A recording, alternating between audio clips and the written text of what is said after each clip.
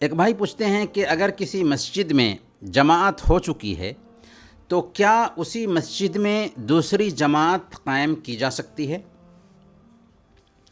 جی ہاں، اگر کوئی آدمی جماعت ختم ہونے کے بعد مسجد میں پہنچتا ہے اور اس کے ساتھ دوسرے لوگ بھی ہیں تو سب کے سب مل کر کے جماعت سے نماز اگر پڑھتے ہیں تو انشاءاللہ ان کو جماعت کا ثواب ملے گا۔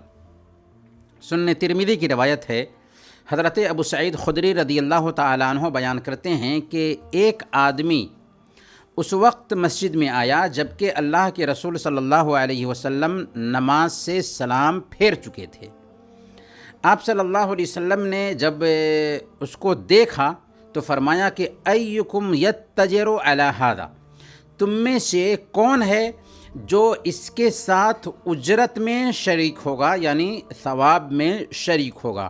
فقام رجل فصلی معہ، چنانچہ ایک آدمی کھڑا ہوا اور اس کے ساتھ مل کر کے نماز ادا فرمائی۔ یہ سنن ترمذی کی روایت ہے۔ اس سے پتہ یہ چلتا ہے کہ اگر جماعت ختم ہو چکی ہے اور اس کے بعد لوگ مسجد میں آ رہے ہیں تو اس بات کی گنجائش پائی جاتی ہے کہ جماعت بنا کر کے نماز پڑھ لیں، لیکن سستی سے پیچھے رہ جانا یا اس نیت سے آنا کہ بعد میں جماعت بنا کر کے نماز پڑھیں گے، یہ اچھی بات نہیں ہے۔